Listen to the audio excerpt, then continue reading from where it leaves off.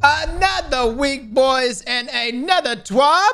This week in Destiny, Thanksgiving is over, and some of you might still have a bellyache from eating too much turkey. For those who celebrated, we hope you all had a great time with your friends and family. The first twit in the Season of the Witch is here, so let's dive in. Here's what we have for today. The Final Shape release update, Season of the Witch trailer and launch recap, Crucible playlist update, Fireteam Finder recap, Iron Banner returns December 5th, a new dungeon awaits, 7 Inspired savings, player support reports, and the latest movie of the week, art of the week picks. Now, the Final Shape release update, as we confirmed earlier this week, removing the release date of the Final Shape from February 27th to June 4th to give our teams more time to deliver an even bigger and bolder vision.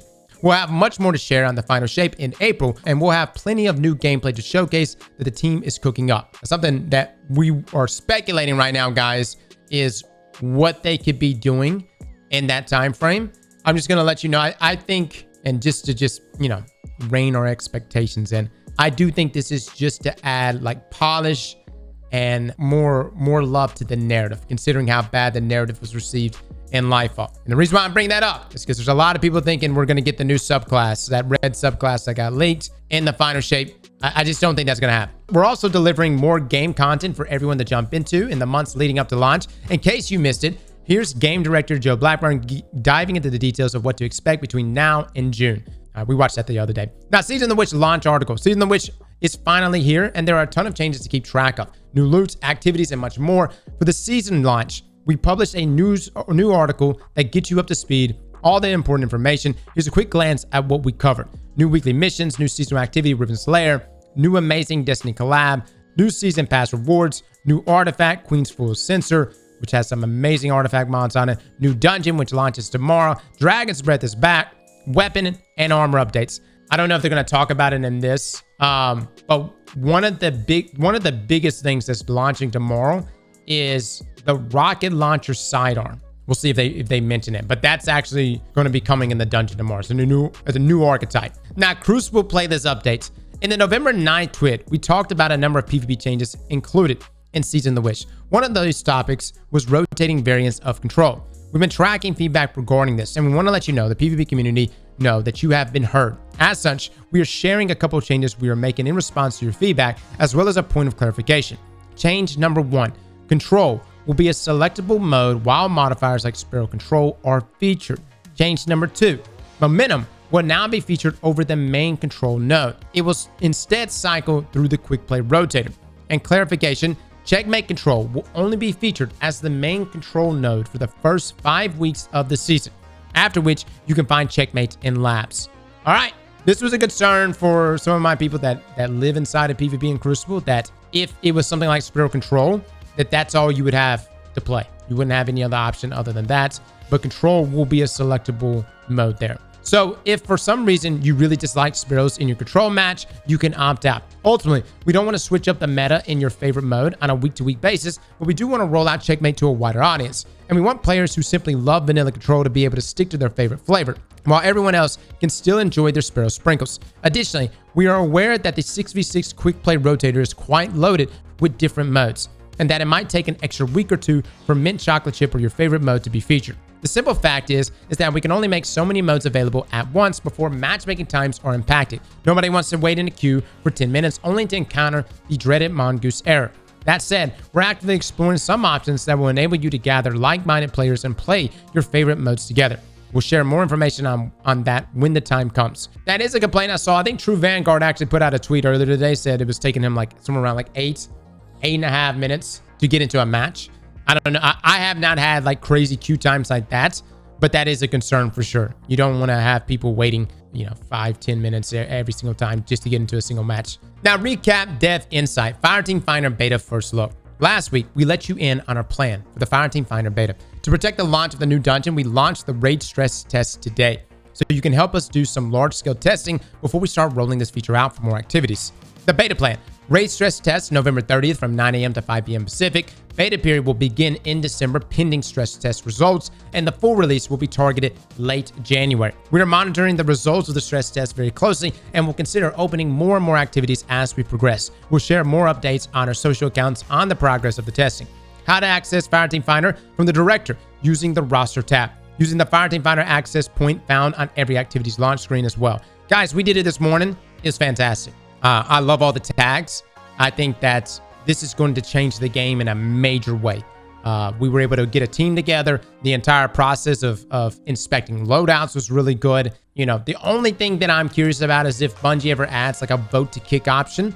Granted, I don't think they're going to add that, considering this is you arranging a fire team. So they want to give whoever it is that's creating the fire team the control there to remove and place players and not have their fire team taken over. But overall, at least in this stress test, I loved it. Now, next week, Iron Banner Tribute. On December 5th, the first Iron Banner of the season will start. Visit Lord Saladin in the tower and see what he has to offer. In the next Iron Banner, you will conquer other Guardians in the new mode, Tribute. Here's some information on what to expect with Tribute we shared back in September.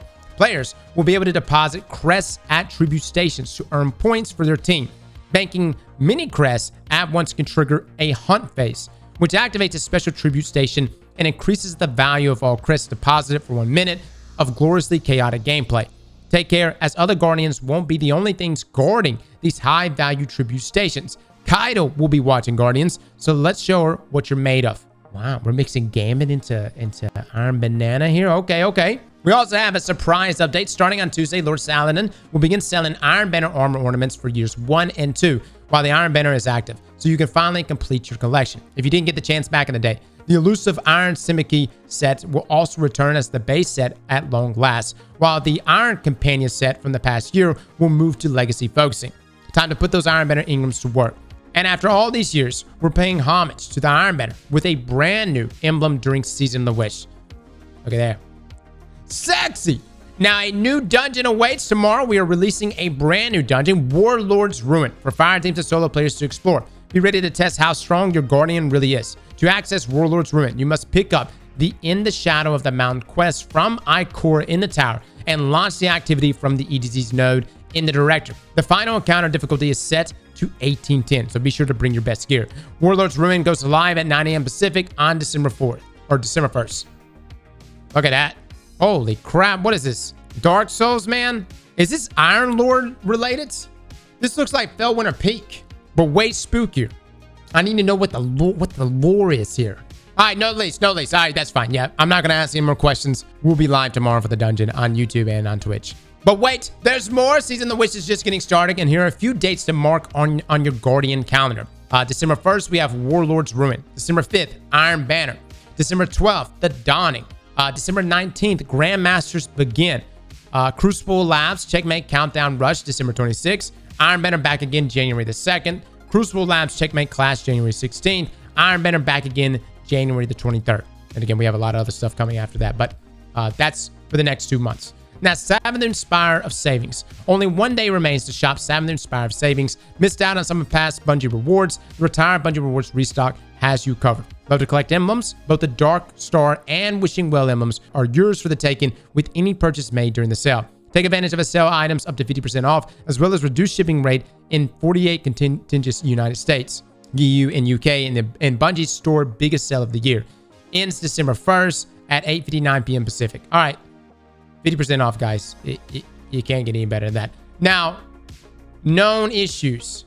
I'm not going to go through all these. Season of the Witch's Arcana cards incorrectly say they are expire at the end of Season 22 instead of at the end of Season 23. Some new players may be unable to spawn in the tower hangar when trying to complete the quest of Guardian Rises. This issue should be resolved in the next week's update. There's a lot of known issues. Okay. Seems like some of these are like UI stuff.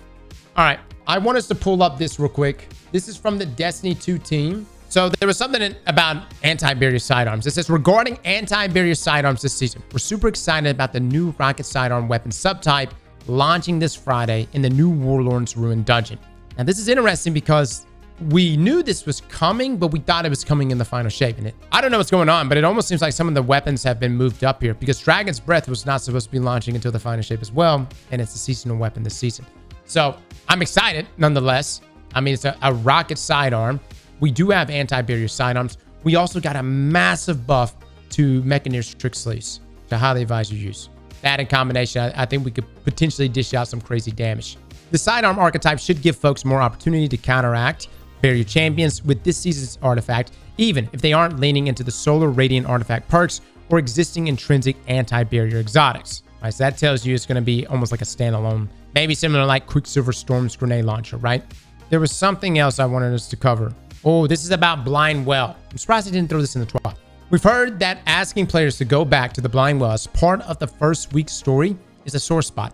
One of our goals here was to make sure players knew from the start that there's increased difficulty and new loot to earn in this activity. You won't need to go back every week. Players will only be asked to return to the Blind Well once in week 6, and it will be an opt-in activity after that for the rest of the season. For the completionists out there, we'll have one seasonal challenge tied to the Blind Well later in the season and one heroic Blind Well completion requirement for the seal.